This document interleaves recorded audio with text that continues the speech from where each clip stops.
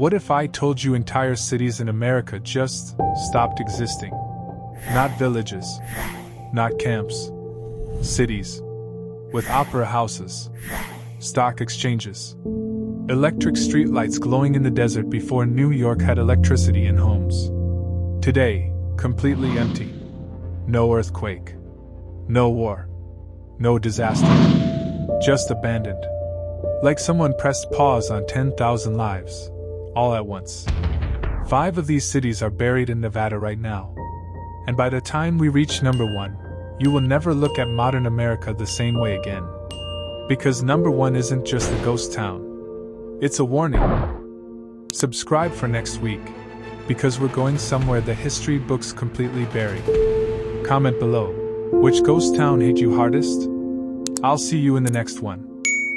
Number 5, Belmont. 1865. The Civil War just ended. America is broke and broken. Then one word spreads from a Nevada valley. Silver. Within 6 months, not years, months, 10,000 people appeared from nowhere in the desert. They didn't build shacks. They built a courthouse so grand travelers called it the finest building between Salt Lake City and San Francisco. Hotels, luxury stores, newspapers, all of it in the Nevada desert. Then the silver ran out, and nobody fought it. Nobody searched for a new industry. They just accepted it and walked away, one by one, like they always knew this moment was coming. Today fewer than 20 people live in Belmont, but that courthouse is still standing, alone. No town around it, no roads leading to it. Just a massive stone building standing guard over a dream that died 130 years ago. A courthouse still standing with no town around it. If you found this alone in the desert, would you go inside? Comment yes or no. Number 4, Hamilton. Every ghost town on this list died once. Hamilton died 3 times. 1868, silver discovered. 10,000 people. Banks, hotels, newspapers. A real American city. Fire. Total destruction. They rebuilt. Fire again. They rebuilt again. 3rd fire. This time they looked at the ashes, looked at each other, and gave up. But here's the part nobody talks about. They didn't just leave. They dismantled the entire town, picked up every surviving building, loaded them onto wagons, and moved them to the next city over. They were so finished with Hamilton that they left 0 evidence they ever believed in this place. Today there is nothing left. Not one wall. Just a bare hillside. But geologists say if you dig in the right spot, you can still find melted silver from the last fire, permanently fused into the Nevada rock. A fortune underground. In a town that erased itself above it. Stop right here. Before the top 3, and number 1 will physically change how you see America. Hit subscribe right now. Every week we find stories hiding in plain sight. Stories the history books skipped over. Subscribe. 2 seconds. Free. Now, back to the ghost towns. Because number 3 has something nobody has ever explained. Before number 3, seriously, which ghost town are you most shocked by so far? Drop the number below. Number 3, Berlin. Most ghost towns were stripped bare when people left. Berlin, Nevada was never touched. 1897, gold discovered. A mining town grows. Then the mines dry up in 1911. People leave. But nobody strips it. Nobody burns it. Nobody takes anything. For decades Berlin just sat there. Frozen.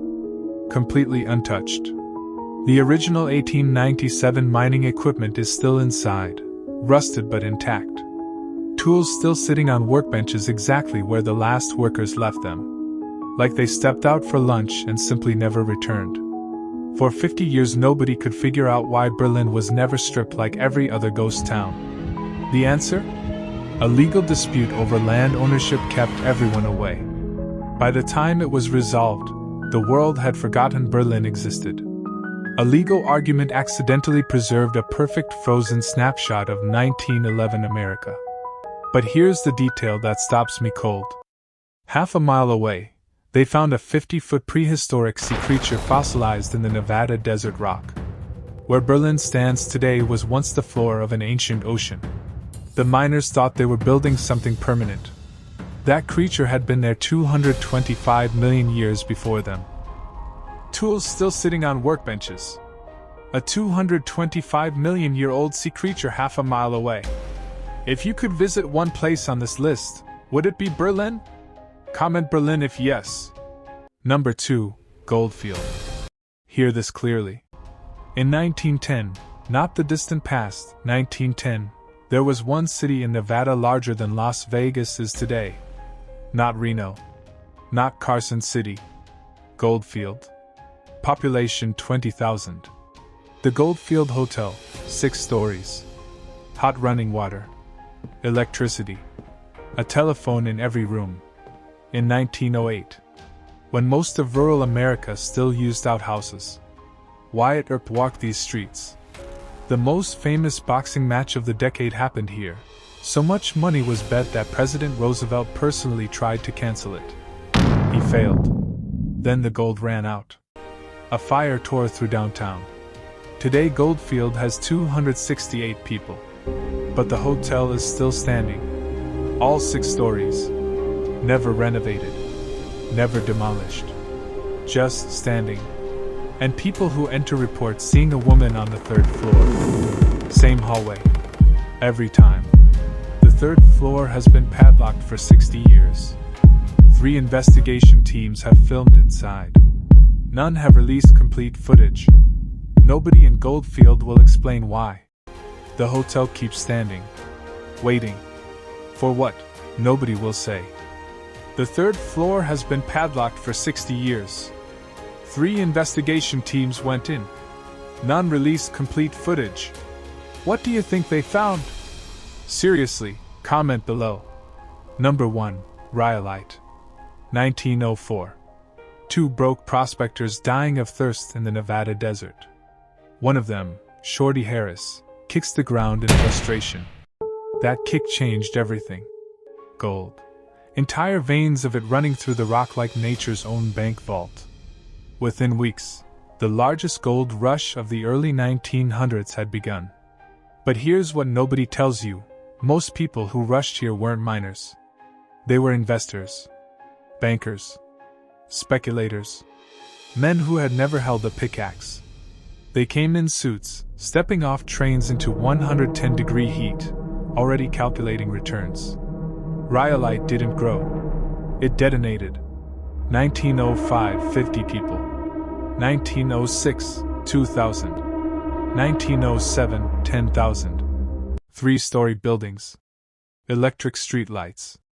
A concrete bank built, engineers publicly said, to last 1,000 years.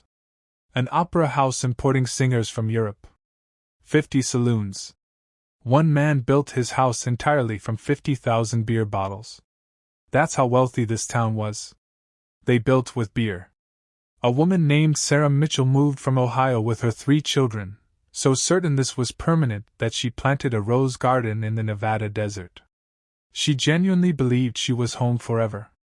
Then, October 1907, a bank in New York failed. Then another. Then another. The panic of 1907 hit Rhyolite overnight. The checks stopped. The mines stopped. Then the shops. Then the families. Sarah Mitchell packed her children into a wagon. Left her rose garden. Never looked back. 1916. 3 people remained in a city built for 20,000. 3 people. In a city with an opera house. Scavengers stripped everything. Wood, bricks, copper wire ripped from the walls. They took doors, floors, windows. Except the bank. Too thick. Too permanent. Too stubborn to destroy. It still stands today. Alone in the desert. A building engineered. With nothing left to protect. And here's what should disturb you. Las Vegas is 120 miles from Rhyolite. Same desert. Same impossible belief. Same investors in suits. Same certainty that tomorrow will always be bigger than today. The only difference? Vegas is still betting it won't end. Rhyolite already knows how the story goes. The bank never closed. There's just no one left to open it. Sarah Mitchell planted roses in the Nevada desert because she believed it was forever. If you were her, would you have stayed or left? Tell me honestly. 5 cities. 5 explosions of human belief. 5 collapses nobody saw coming. We look at these places and think, how did they not see it? But honestly ask yourself, could you?